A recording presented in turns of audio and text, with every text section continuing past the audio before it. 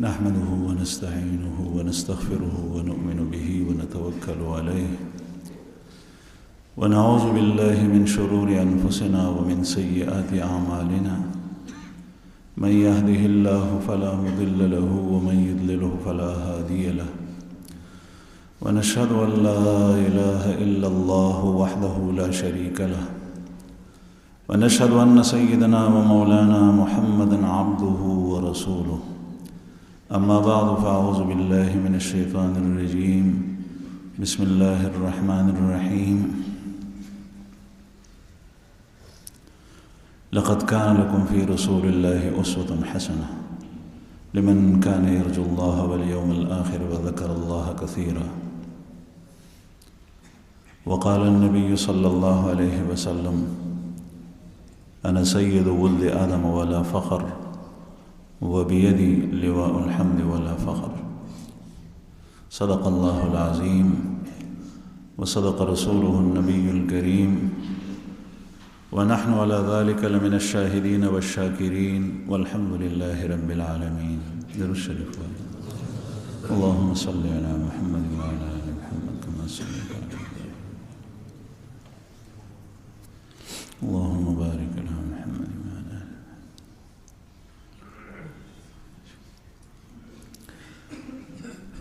ګرانو قدرمنو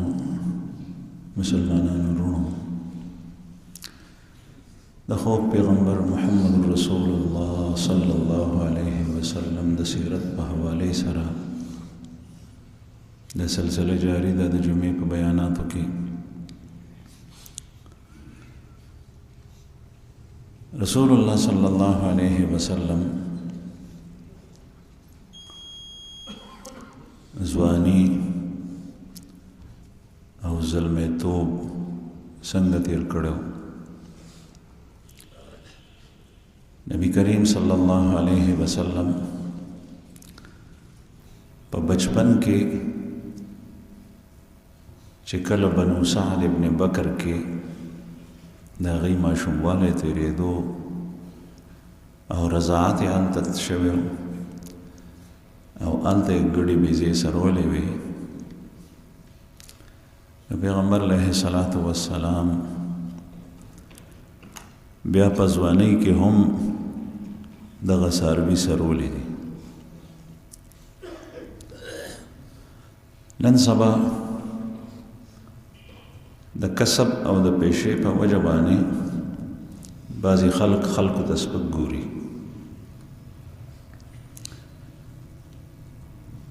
حالانکه د هر یو زمانې خپل دستور دی رواج دی دا بدلیږي را بدلیږي ځکه چې د دې تعلق د دین سره او د امور دینیو سره نه دی د کسب او د پیشې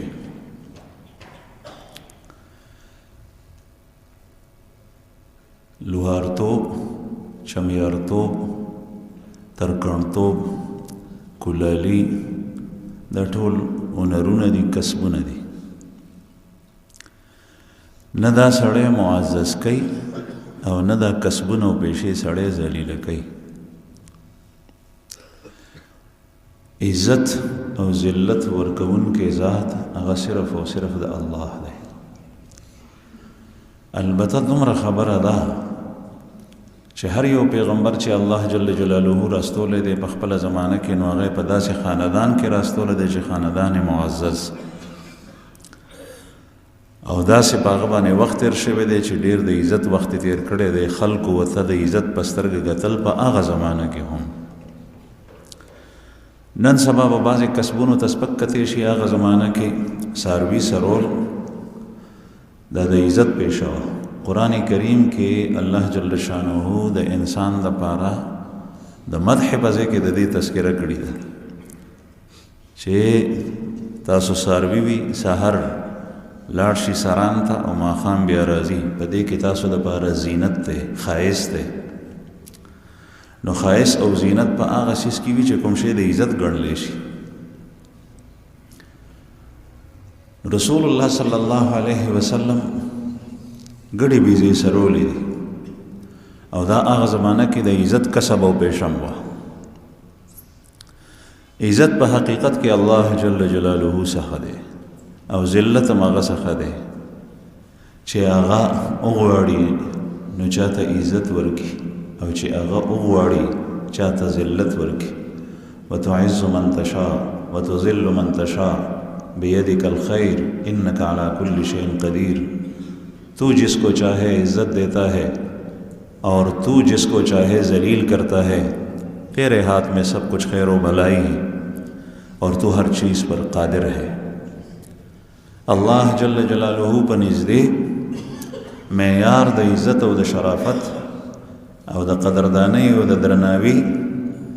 هغه د انسان تقوا ده.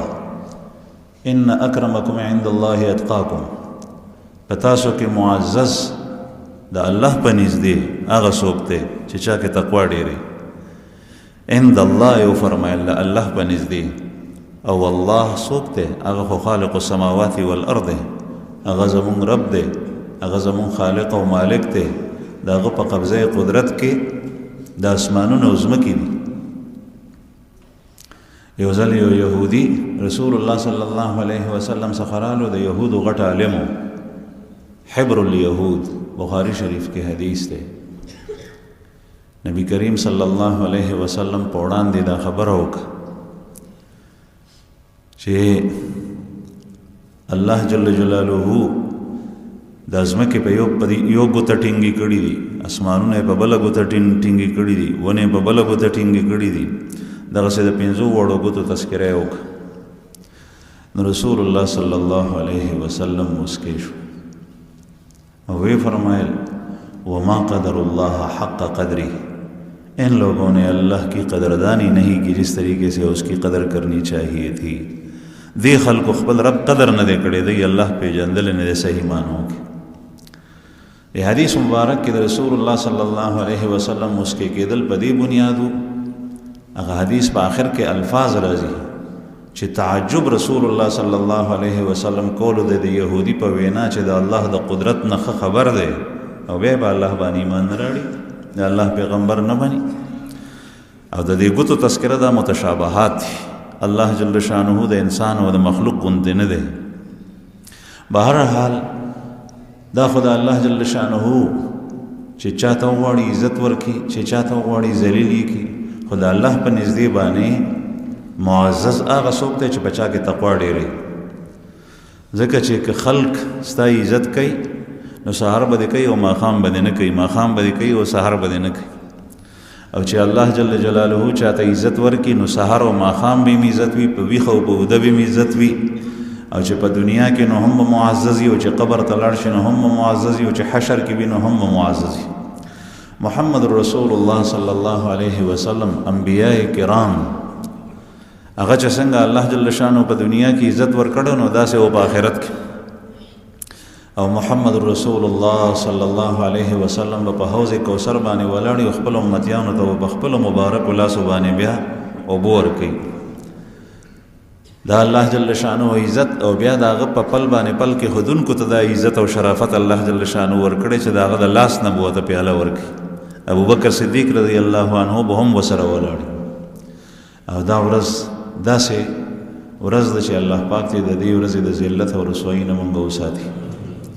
احادیثو کې راځي چې یو ځل نبی کریم صلی الله علیه وسلم فرمایل، دا حدیث مبارک هم د احادیثو کتابونو کې دی او صحیح بخاری کې هم دی. کتاب التفسیر کې امام بخاری رحمه الله راوړی چې رسول الله صلی الله علیه وسلم فرمایل بعضې خلق به د حشر میدان ته په دې حال کې راځي چې مخ به لاندې وي، خپې به پورته وي او په مخ به را روانې په مخونو باندې. نو یو سړي تپوس وکړو چې یا رسول الله په مخ باندې به څنګه ځي؟ سړی خو په خپو تلل کوي، مخ باندې به څنګه ځي؟ نبی کریم صلی الله علیه وسلم فرمایل چې کوم ذات دته په خپو باندې تلل خولی دی هغه ذات به په مخ باندې بیایي. دا خو الله جل شانه قدرت او زمونږ ژبه خوځي نو موږ وایو دا خبره ژبې کوي. که الله جل شانه په ورځ د قیامت دی لاس ته قوت گویائی ورکړي نو لاس به خبرې کوي. قرآن پاک کې دی تشهد علیہم ارجلهم و ایدیہم، جس دن ان کے ہاتھ اور ان کے پیر ان پر گواہی دیں گے. دغه لاسو ته به دغه خپو ته به الله پاک قوت گویائی ورکړي. دا خو د الله جل شانو په قدرت کې هرڅ مونږ ته ناشنا نه ښکاري، نو هغه ذات به په مخ باندې بیایي، خدا به د ذلت د وجې نه ټول خلک به د دی په تماشا الله جل شانو د هغه ورځ د ذلت نه مونږ وساتي. د محمد رسول الله صلی الله علیه وسلم ګړي بيزي صابرین سره د یاد ساتي چې کوم سړی مسلمان ویني داغه د لباس، د مال، د کور، د جونګړې، د لوخو کودو، د حیثیت، د کار، د کسب په وجه باندې ذلت او عزت مکو. دا ستا د مال محبت باندې دلالت کوي او دا پتا کې د اغیار او خلق خوې موجود دی او دا د منافقین او خلق خصلت دی چې یو سړی د چا په لباس او په وردی او په ټای او په پوشاک باندې، په ګاډي باندې، په بنگله باندې، په کور باندې عزت کوي، داغه عمل ته ګوره، داغه خبرو ته ګوره، داغه تقوا ته ګوره، داغه الہیت ته ګوره. الله جل شانه سره قدر د داسې خلق وي او دغه ولی الله دی. دا الله دوست ته وي، هغه کس ته وي چې داغه ظاهر او باطن هغه سم بتا ته ظاهر معلوم دی، باطن ته الله جل شانه ته پته ده. د مسکی پابندۍ سره د معاملات سم دي، د مزدور کار دی، د 100 روپۍ 500 روپۍ چې کوم نه هغه حلال وګټي بچو ته یو سی کوړه او د مزو 10 پابند خیال ساتي او د چاته دوکې دړاکې نو ورکی ولی نور څه ته وي دغه ولی دی. ته د توجه نو ورکه استا مخه ته چې دنیادار سړی راشي نو هغه ته لفت ورکه، نو دا د نفاق خصلت د منافقینو او دا کافرانه اعمالو کې راځي. الله جل شانه دې موږ د دین او ساتي. رسول الله صلی الله علیه وسلم بغړي بيزي سره ولې چې کله په خپل مکه مکرمه کې یو ځل حضرت جابر ابن عبد الله رضی الله عنهما فرمایي چې پیغمبر علیه الصلاۃ والسلام سره مونږ وو. دا بیا درست واقعه ده. مر الزهران د مکه مکرمه مدینه منورې ترمنځ ځای دی. هلته کې د عراق ونه وه، دا یو ونه د په عربو کې په هغې باندې به میوه لګېده. هغه میوه به داسې وګڼو لکه نن سبا چې زمونږ په دې علاقو کې چېرته انځران وي، انځران ځنګلي انځران. نو انځر د خوراک شی دی، خوږ شی دی، خو کله داسې وي چې هغه ځنګلي انځران وي کېږي، یا نن سبا په دې غریزو علاقو کې ګورګوري وي. نو صحابه وایي چې مونږ هغه ټولولې، نو رسول الله صلی الله علیه وسلم مونږ ته وفرمایل چې تورې تورې دانې ګوري، دا تورې تورې ډېرې خوږې. نو مونږ حیران شو، مونږ ورته چې یا رسول الله دا خو ځنګلي ونه ده او د دې نه خو واقف هغه سړی چې چا په دې ځای کې وخت تېر کړی او دا عموما شپانه او ګډبانه خلک داسې کوي چې چا څاروي سرولي. نو مونږ ورته چې یا رسول الله تاسو څنګه خبرې وي؟ ما به څاروي سرول، ما به د مکې د خلکو څاروي سرول علی قراریت، په قراریتو باندې لږو پیسو باندې. رسول الله صلی الله علیه وسلم په اجرت دا سرول. پیغمبر ته مزدوری کول لا د عیب خبر نه ده، داغه د نبوت منافی شی نه دی. البته که د کار نبوت نه پس، د نبوت د حواله کېدو نه پس رسول الله صلی الله علیه وسلم ټول توجه د خلکو په اصلاح باندې او د الله جل شانو پیغام خلکو ته رسول باندې. دا غي نمخ کې پیغمبر په دنیا کې چا سره معاملات کړي، غشتل خرڅول کړي، لین دین کړي، اجاره کړي، نو دا کې دي شي. رسول الله صلی الله علیه وسلم وتو فرمایل چې ما به د مکې د خلکو بیزې سرولې په غرونو کې، نو ما ته پته ده. او یو روایت کې راځي چې ما به د خپل ټبر د خپل خاندان ساروي سرول په اجیات کې. اجیات خانه کعبه سره متصل جنوب طرف ته چې کوم ځای دی دې ته اجیاد وایي.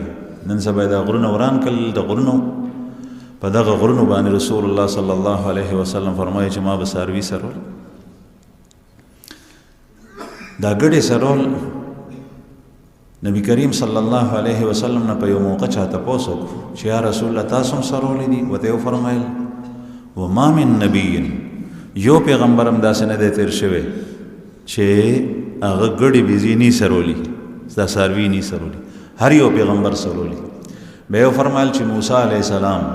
د الله پیغمبرو هغه هم بیزې سرولي دي، داود علیه السلام د الله پیغمبرو هغه هم بیزې سرولي دي، او زه د الله پیغمبر امام بیزې سرولي دي. هر یو پیغمبر سرول. بیا حضرات اهل علم د دې حکمت هم ذکر کړی دی چې دې بیزو سرولو کې هر یو پیغمبر سرولی دا ولی تاسو ته مامخ کې که تاسو یادي یو خبره عرض کړې وه چې د انبیاء کرامو ترتیب الله پاک براه راست کوي.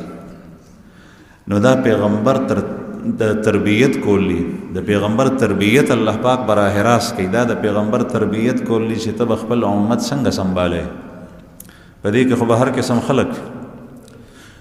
او بیا په ابتدا کې خصوصا رسول الله صلی الله علیه وسلم د بعثت په وخت کې ټوله مکه او د دنیا ټوله د کفر او د شرک د تیرونو ډکه وه. نو دا ګډې بیزې سرول په ټولو څاروو کې انتهایی ګران کار دی. ما خپله څاروي سرولی دي، غوا میښې مې سرولی دي، او ګډې بیزې نه دا مې لیدلي دي چې چا به سرولی. دا انتهایی ګران کار دی. لوی ډانګ وسره غریب سره او کله دلته ګډه تختیدلی، کله دې بله تختیدلی، کله دلته منډه والی، کله دلته منډه والی. دا غم وسره بیل وي چې پردي فصل ته وانه وړي، دا فکر وسره بیل وي. چرته اونه تختی، دا فکر وسره بیل وي. چرته ټوپ نه کي او لاس پې مات نشي، دا فکر وسره بیل وي. په ځنګل کې سړی چرته لیوو شیر مخرا نشي، هغه ماته نه کی، یوازې پاتې شو، دا فکر وسره بیل وي. بلکې اوس خو راته پته ولګېده چې دا ګډبانه دا شپانه خلک چې کور ته لاړ شي نو دا څاروي شماري چې کم خو پکې نه دی څاروي. ځکه چې موږ سره بل دلته یو واقعه وشو. دلته کې ګډې سرولې دغه ګډبانه، نو بارانو په هغه ورځ باندې یو ګډه ته نه پاتې شو او پاتې داسې شوه چې هغه بلار به وه. نو هغه غریب باندې چې دړ راغلی دی، چېرته ناسته ده، نو بچی هم پیدا شوی دی او هغه ځای کې ناسته پاتې شوي ده. نو هغې نور څاروي ټول وشړل او دا پاتې شو. زمونږ د ملګرو لیده الحمدلله دارالایمان ملګري دی، چا په سیس کې خیانت نه کوي، یو ذره برابر. چې څنګه چغې اورېدلي د هغې ګډوري، هغه سخت ساړو بارانو، بیا د ژمي موسم دی، دی پوه شوي دي، نو تللي دي، نو هغه ګډی هم راوستی ده، هغه بچی هم راوستی دی. نو بیا دلته حال ته د هغې د غسلخانو بیت الخلاګانو د لاندې نه ایستي ده. بیا په بچی پرېښی دی، بچی چې موړ شوی ګرم شوی نو طبیعت یې ښه شوی. نو ما تپوس وکړو چې دې به څنګه چل کېږي. نو دې ملګرو راته ووایي چې اوس خو موږ ته رسول د دې ګران دي. ما وایي چې دا خو رسول غواړي مالکانو ته. وایي د دې رسول ګران دي، و دی خپل څاروي ګوري. نو چې دی ته پته ولګي چې څاروی پکې کم دی، نو دی به بیا راځي. دا اوس د دې هفتې واقعه دی، اوس ورځې مخکې دا باران چې نو هغه کسان د شپې ماسخوتن، زما په خیال ماسخوتن مونځونه شوي وو ناوخته چې رالل، بیټیانې ورسره دي او په دې پټو کې ګرځي.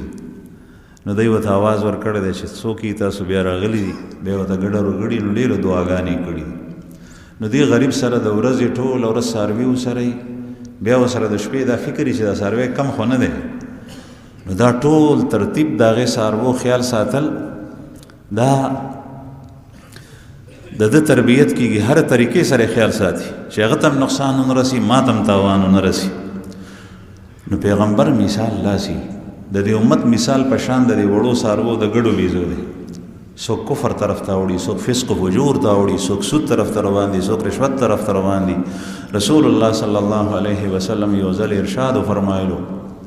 د خپل امت ته، وی فرمایل چې زما او ستاسو مثال په شان د هغه سړي دی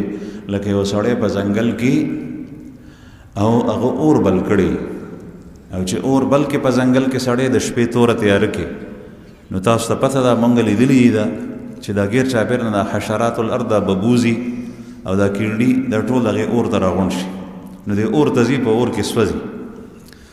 نو رسول الله صلی الله علیه وسلم فرمایل چې د دې دا سړی دغه څیزونه په ګوته باندې اخوا کوي، شړي یې د اور نه، لیکن هغوی بیا اور ته راځي. دغسې تاسو د جهنم اور طرف ته منډې وایي، وانا آخذ بحجزکم، وانا آخذ بحجزکم، او زه تاسو د دې بډې نه رانیسم، راکاږم په شا چې د اور نه بچ شئ او تاسو مخکې روان. پیغمبر دومره مهربان او مشفق، دومره مور او پلار د خپل اولاد خیال نه ساتي لکه څنګه چې پیغمبر د خپل امت خیال ساتي، ډېر زیات هغې. او بیا چې څومره د نبی کریم صلی الله علیه وسلم په نقش قدم باندې روان کس وي په امت کې، د امت هغه اهل ارشاد او اهل اصلاح خلق، هغوی د دې امت د افرادو دومره خیال ساتي چې څومره یې مور پلار نه ساتي، چې د سړی ګمراه نه شي، بې خطا نه شي، چې په ګناه کې ویني په باندې خفه کېږي، او چې ګناه پرېږدي او نیکۍ طرف ته راځي نو په باندې خوشحالي. دا خلک ستا خیرخوا دي، دا په تا باندې مهربان دي. داسې خلک چې چاته امر بالمعروف وکړي نو خبره یې منل پکار دي، چې د منکر نه دې منع کړي نو خبره یې منل پکار دي، هغه منکر ترکول او پرېښول پکار دي. نو عرض مې دا کولو زما عزتمندو چې محمد رسول الله صلی الله علیه وسلم هم د څاروي سرولي دي. ځواني په دې کې تېره شوي یو. دویم تجارت به کولو، تجارت هم کړی دی، او الله جل شانو چې څومره عمر سیوا کېدو نو دومره خویونه څرګندېدل. نو د مکې مکرمې خلکو وی چې د دغونه حلیم بردباره، د دغونه مروت والا سړیتوب والا، د دغونه امانتدار، د دغونه صادق القول، د دغونه رحیم او مهربانه، د دغونه سخی او د دغونه صفا معاملات والا کس بل څوک نشته. د دې وجه نه کفار قریش چې د جاهلیت زمانه وه محمد رسول الله صلی الله علیه وسلم ته دوه نومونه به دوه لقبونه یې ورکړي وو. دا به ورته ډېر وي، الصادق الامین، الصادق الامین، رښتینی او امانتدار، رښتینی او امانتدار، صفا معاملې والا. عبدالله ابن ابي الحمصاء یو کس ته هغه وایي چې رسول الله صلی الله علیه وسلم ما پورې څه حق و، ما پورې حق و. هغه حق ما ورته ووایي چې زه یې راوړم ته دلته کې ایثار شه. زه لاړم کور ته، چې کور ته لاړم نو زما خبره هېره شوه. چې خبره مې هېره شوه نو 3 ورځې پس زما خبره یاده شوه. 3 ورځې پس زه رالم، ما وی چې ما خو سړي سره وعده کړې ده چې رالم، چې وی کتل دا د نبوت نه مخکې خبرې دي ښه. نو محمد رسول الله صلی الله علیه وسلم په هماغه ځای ولاړ دی او وی ما ته وایي چې تا خو ما ته ډېر تکلیف راکو. 3 ورځې په هماغه وی زه ځکه نه تلم چې تا سره مې وعده کړې وه چې تا وی زه راځم، نو ما وی ټیک ته زه ولاړ یم. وی ما وی چې د وعدې خلاف رانه ونه شي، دا نه نبوت نه مخکې. عبدالله ابن صاحب رضی الله عنه چې بیا وروسته مسلمان شوی دی، دی وایي چې زه یو ځل مدینې منورې ته لاړم، دا د اسلام نه پس چې اسلام خور شوی. رسول الله صلی الله علیه وسلم ما ته وایي، پیغمبر علیه السلام خو زه وپېژندم، ما ته وایي چې ما پېژنې؟ ورته وایي چې ما ورته ووایي چې او ته خو هماغه تاجر یې چې ستا غونې ما سره شریک وي او کاروبار به مو کولو، او تا چېرته ما سره جګړه نه ده کړې، زما خبره دې رد کړې نه ده، ما سره پسې خبره کې نښتې نه، داسې شراکتدار نه وي چې چا سره یې کوم میله کړي د صفا ستره هر یو کس ته خوشحال. نو د ښکلي صفات او د ښکلو اخلاقو د ابتدا نه د نبوت نه مخکې رسول الله صلی الله علیه وسلم دا مالک. نبی کریم صلی الله علیه وسلم په زمانه کې د دی عمر 15 کاله یا 20 کاله چې یو جنگ و، هغه جنگ صرف او صرف ذاتی جنگ و ذاتیاتو باندې د الله دپاره بنو، ځکه چې زمانه د جاهلیت وه. هغې ته حرب الفجار وایي، حرب الفجار. دا د قریش، کنانه او د قیس ترمنځ وه. قریش کنانه قبیلې سره ولاړو او قیس قبیله ځان ته وه، 2 غټې قبیلې وي. او په دې کې د یو قبیلې د فرد نه زیاتې وشو، بل کس یې ووژلو، بیا د هغوی کسان دلته لګیا شول، بیا په دې کې جنگ شو د 2 قبیلو. نو یو ورځ داسې جنگ وشو چې سهار د قیس په قریش باندې غالب شول. قریش قبیله د محمد رسول الله صلی الله علیه وسلم وه. او بیا د غرمې په وخت کې بیا قریش لګیا شول په قیس باندې غالب شول، هغوی ته شکست ورکړو، دوی بری وموند. نو محمد رسول الله صلی الله علیه وسلم په دې قومي جګړو کې د ابتدا نه حصه نه اخیسته. ترونو مجبور کو د خاندان د وجه نه ورته ویې چې راځه، پیغمبر لا نه دی خو طبعا د دې څیزونو نه نفرت کولو. ترونو مجبور کو نو لاړو. نو بیا نبی کریم صلی الله علیه وسلم فرمای چې جنگ ته خو ورسره زه لاړم ځکه چې دی مجبور کوم بوتلم، خو ما ورسره جنگ نه دی کړی، سړی مې نه دی ویشتی چې کوم غشي به د هغه طرف نه راتلل او زما ترونو هغه به پې لګېدل نو ما به د دوی دفاع کوله هغه غشي نه به مې دوی بچ کول دومره مې کړي. نو رسول الله صلی الله علیه وسلم په دې قومي جنګونو کې سم نه ده غشتي. زما عزتمنو دا ټول د شیطان په پل باندې پل کې خل دې سړي ما ته داسې وي بیا د داسې وکړ بیا ودرېږه چې زه خپل قام سره ودرېږم. بیا دا جنګ شوی په شوال کې ورپسې ذوالقعده میاشت راله. د ذوالقعدې په میاشت کې د عرب د جنګونو نه تنګ او د مکې خلک په نسبت د نورو عربو لغونې خو د خانه کعبې په وجه دی وی چې دا جنګونه خو زمونږ سټه وویسته زمونږ بنیاد یې وویسته څه چل کول غواړي. نو د رسول الله صلی الله علیه وسلم یو ترو چې تذکرې مخکې شي و زبیر ابن عبدالمطلب دی محرک شو په دې معامله کې متحرک شو او دو ووی چې راځئ روغه کو. نو د ذوالقعدې په میاشت کې دا روغه وکړه د دې قیس او د قریش ترمنځ. هغې روغې ته ویلی کېږي حلف الفضول. حلف الفضول حلف ویلی کېږي په عربۍ ژبه کې معاهدې ده او فضول ورته ځکه وایي چې په دې کې درې کسانو بنیادي د هغې ټولو په نومونو کې په ابتدا کې فضل او فضیل راځي. یو فضل ابن فضاله دی یو فضل ابن عباده دی یو فضیل ابن حارث دی. دا ډېر هوښیار خلک وو. دی د دوو داسې قبیلو ترمنځ چې د هغې په منځ کې به جنګ څه شرایط هغه ولیکل مرتب یې کړل او بیا یې وی چې په دې خبرو باندې دا دواړه قبیلې چې کوم نو په خپله کې یو کوو. نو چې خلکو ته یې وښولې نو هغه د مشرانو خوښې شوې نو وی چې ټیک ده. نو په مکه کې یو سړي سخي سړی و په دغه زمانه کې د هغه نوم دی عبدالله ابن جدعان. نو د عبدالله ابن جدعان په کور کې دا مشران د دواړو قبیلو را جمع شول او د دې فضول هغه معاهده یې هغه یې ورته مخې ته کېښوه چې دا د شرایط دي. په هغې کې چې کوم بنیادي کردار و هغه د یو غټ شرط و. هغه شرط دا چې نن نه پس کوم سړی چې په چا باندې ظلم کوي نو موږ ټول به مظلوم سره ودرېږو او د ظالم به خلاف کوو. ظالم به ظلم ته نه پرېږدو مظلوم سره به ودرېږو. دا مظلوم زمونږ ګاونډي وي او د دې ځای باشنده و استوګن وي او که د بهر نه مسافر راغلی هر څوک چې موږ به د مظلوم حمایت کوو د ظالم نه.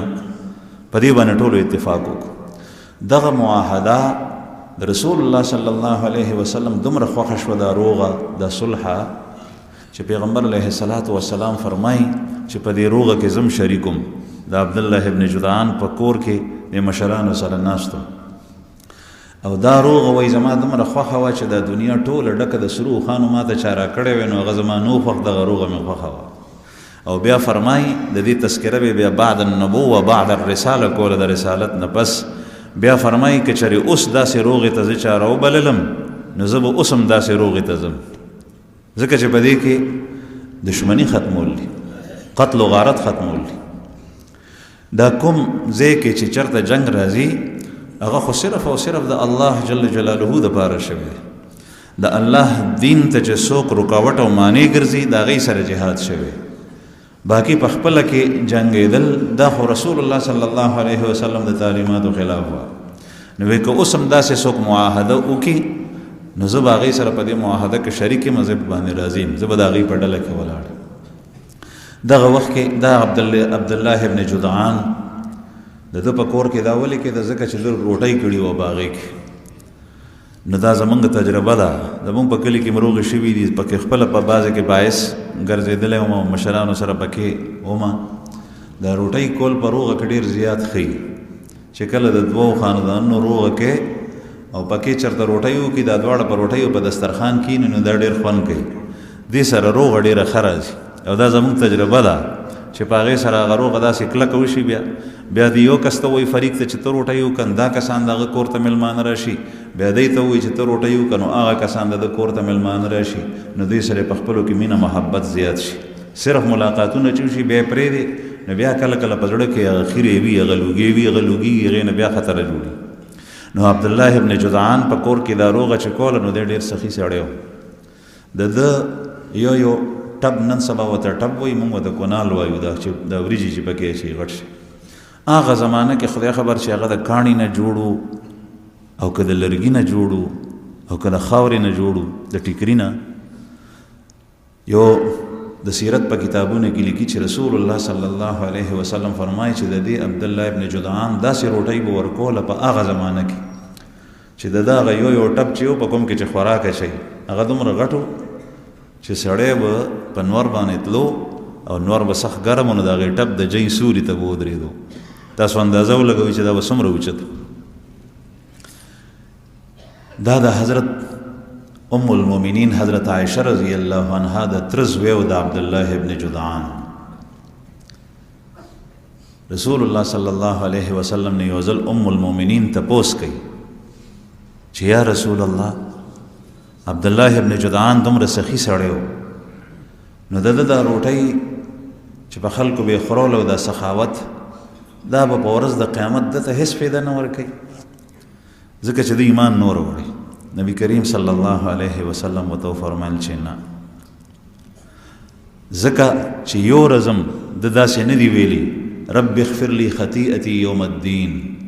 رب اغفر لی خطیئتی یوم الدین اے میرے رب میرے خطاؤں اور گناہوں کو قیامت کے دن معاف فرما دا یې نه دی ویلي توبه یې نه دی ایستي که یو سړی دومره صرف وکړي چې دی کفر او شرک مبتلا و لیکن دی خپیمانه شو په هغه خپل بدعملۍ باندې په کفر او شرک باندې او دی چې کوم دی نو الله جل شانه ته توبه وباسي رب اغفر لی خطیئتی یوم الدین یا الله چې څه مې کړي بد مې کړي توبه وباسم لا اله الا الله محمد رسول الله الله جل شانه معاف کوي بخښنه ډېره زیاته غواړئ د الله جل شانه نه مونږ هر یو شی غواړو زمونږ مزونه نوافل هم نن سبا بعضې افراد داسې دي چې د کار دپاره د نوکرۍ دپاره د دکاندارۍ دپاره د تجارت دپاره د پیسو ډېرو ګټلو دپاره وظیفې او کارونه د الله جل شانه نه مغفرت ډېر غواړي او د آیات ساتي قرآن کریم نه معلومیږي چې کوم سړی د الله نه بخښنه ډېره غواړي نو الله پاک پې باندې د رزق دروازې هم خلاصوي دا مشاهده هم ده تجربه هم ده قرآن پاک نه هم ثابته ده چې ته کوم شی غواړې هغه به خدای درکړي خو مقصد بس تاسې یا الله ته راته ګناه معاف کړي آینده به ګناه نه کړو بیا د نو شي بیا وایه چې رب اغفر لی خطیئتی رب اغفر لی خطیئتی رب اغفر لی ذنوبی یا الله زما ګناهونه معاف کړي نو رسول الله صلی الله علیه وسلم فرمایل چې دا یې نو ویلي ډېر ښه اعمال له بعضې خلک یو کافر وي یو یهودي وي یو عیسایي وي دی وایي چې دا خو ډېر ښه سړی دی ته څنګه دته بد وایي نو رسول الله صلی الله علیه وسلم ورته بد ویلي چې ایمان پکې ني څومره دی د خلکو سره تعاون کوي چې ایمان پکې ني دته څه فایده نه ورکوي او دا خو روایاتو نه معلومیږي چې کله الله جل شانه د یو رجل فاجر په واسطې سره دین ته تقویت رسوي هغه مثال وي چې ډیوه په خپله باندې سوځي او رڼا خلکو ته ورکوي مومبتي په خپله باندې سوځي او رڼا خلکو ته ورکوي چې کوم سړی د خیر کارونه کوي خلکو ته فایده ورسېده خو دی په خپله باندې سوځي ځکه چې ایمان نه دارد بهرحال رسول الله صلی الله علیه وسلم دغه حلف الفضول دا معاهده ډېره زیاته خوښوله ولې تفرق او انتشار چې څومره و ډلې بازي پرې جنبې هغه ورکې دي زما عزتمندو دا فتنه ده نن سبا فتنې دي ډېرې زیاتې قیامت نږدې دی دې خبرو باره کې سوچ کوئ غور کوئ مونږ د دنیا په هڅو کې لګیا یو او شیطان د دنیا نه تخشته کړي د دنیا نه ضروریات اخلي لیکن غم د آخرت کو د فتنو زمانه د ټولې علامې د قیامت څرګندېږي ټولې نښې څرګندېږي هغه غټې غټې نښې بس نږدې راتلو والی چې څومره فتنې وي هغه ټولې فتنې څرګندې شوي رسول الله صلی الله علیه وسلم فرمایي داسې فتنې به قرب قیامت کې راشي تموج کموج البحر تموج کموج البحر داسې به چپې وي لکه څنګه چې د سمندر چپې وي سمندر په غاړه ودرېږي یو چپه راشي هغه غرونه راوچته شي هغه تیره شي چې بیا هغه لا تیره شوي نه شي ورپسې بله را روانې بیا تیره نه بیا بله را روانې کله د یو اړخ نه کله د بل اړخ دغسې به دا فتنې راځي ته به وایې چې بس دغه د کار به وشي ختم به شي بیا به ورپسې بل راشي الله جل شانو دې موږ وساتي دا فتنې راتلونکي دي دا فتنې راتلونکي دي لیکن دې نه د بچ کېدو طریقه صرف او صرف د الله جل شانه سره تعلق د خپل ایمان حفاظت او دعا ده او د دې فتنو نه حتی الوسه ځان بچ کول دي دجالي فتنې را روانې دي په مسلمانانو کې خپل فتنې را روانې نن سبا هر یو سړی چې ته نو واقف نو خو پته د ټیک ته چې نه واقف نو شک دې باندې کېږي چې دا سړی دوست دی که دشمن ما ته به فایده راکوي که نقصان هر یو سړی د بل نه خطر او یره کېږي داسې وخت رالو په زړه کې راته څه دي دا سړی مو ما پسې څه خبره کوي مختلف قسم فتنې دي او فتنه ویل کېږي په عربی کې ازمیښت او د انسان د پاره د مسلمان د پاره د مؤمن د پاره خطرناک فتنې هغه دي چې د ایمان په خطر کې شي ایمان او اسلام په خطر کې شي هغه په امتحان کې بروزي چې ستا ایمان ته به نقصان رسي الله جل شانه دې مونږ وساتي علاج دې دعا او بل علاج دې تعلق مع الله د الله سره تعلق جوړول او درېم علاج دې خو صحبتونو مجالسو کې ناشته هغه ځایونه چې کوم ځای کې دا فتنې ډېرې د هغې نه ځان بچ کول نو رسول الله صلی الله علیه وسلم دا معاهده ډېره زیاته خوښوله حلف الفضول لا شي پیغمبر علیه الصلاة والسلام به تجارت هم کولو د نبی کریم صلی الله علیه وسلم د امانت او د صداقت پته حضرت خدیجه رضی الله عنها ته ورسېده دا په مکه مکرمه کې مالداره بیبي وه او د انتهایی شریف خاندان سره تعلق بنو اسد سره او دومره پاکه بیبي وه چې د جاهلیت په زمانه کې هم او بیا په اسلام کې خو خود خلکو به ورته طاهره وي طاهره او طاهره معنی د پاکه یعنی هر لحاظ سره دا پاک د جاهلیت په زمانه کې هم په اسلام کې هم د دې سره مال مو ډېر دی به داسې کول چې دی به خپل مال چاته ورکو ورته به په مضاربت باندې چې دا مال ما ته خرڅ که دومره ګټه باته درک نو محمد رسول الله صلی الله علیه وسلم صفات چې کله شهرت ډیر کېدو په مکه کې ټول ته متاثر و د خو اخلاقو نه نو حضرت خدیجه رضی الله عنها ورته پیغام واستولو شام ته قافله روانه وه چې دا قافله ځي او ته که زما مال واخلې زما مال تا یوړو تا خرڅ کو نو چې نور څوک تا ته یو اجرت درکوي نو زه به د هغې ډبل درکوم او زما دا مال ما ته خرڅ که رسول الله صلی الله علیه وسلم د خپل ذات دپاره نه د تره د وجې نه والد صاحب وفات شوی نکې وفات شوی دی اوس تره ابو طالب صاحب ابو طالب صاحب دغه وخت کې په مکه کې چې کوم دی نو فقر و ډېر د ابو طالب اهل و عیال ډېر و خرچې ډېرې وې نو د تره د اخراجاتو د وجې نه یې غاړه کېښوه چې زه څه پیسې لاسته راشي نو دا به تره ته ورکړم نو هغه به د اهل و عیال باندې خرچ کولو کې به ورسره تعاون وکړم د انسان نرتوب دا دی چې په خپله یې ګټي او په بل باندې وخورئ نه دا چې لکه د شلې ګیدړې په شان بل ته ناست او د بل په جیب باندې نظر چې دی او ماته راکړي غیرت تقاضا دا کوي چې ته وګټه بل باندې وخوره د الله بندګي کو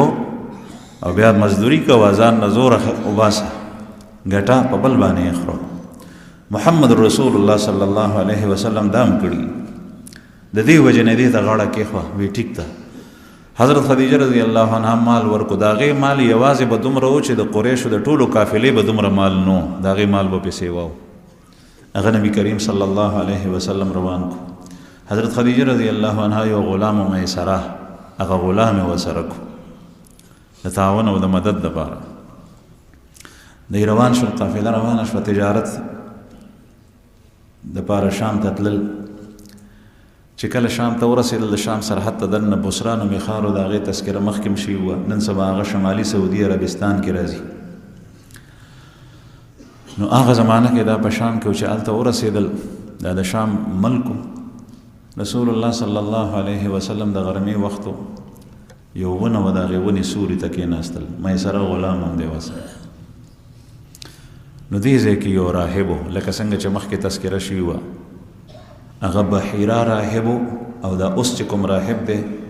دغه وخت کې د نبی کریم صلی الله علیه وسلم عمر 25 کاله و ښه 25 کاله عمر دغه راهب دی نستوره دغه نستوره راهب د خپلې ګرجې نه راووت میسره ته اشاره وکړه ورته یې وی چې دا تا سره څوک دی وی چې دا خو د قریشو یو سړی دی او ډېر ښه خاندان سره تعلق دی بنو هاشم دی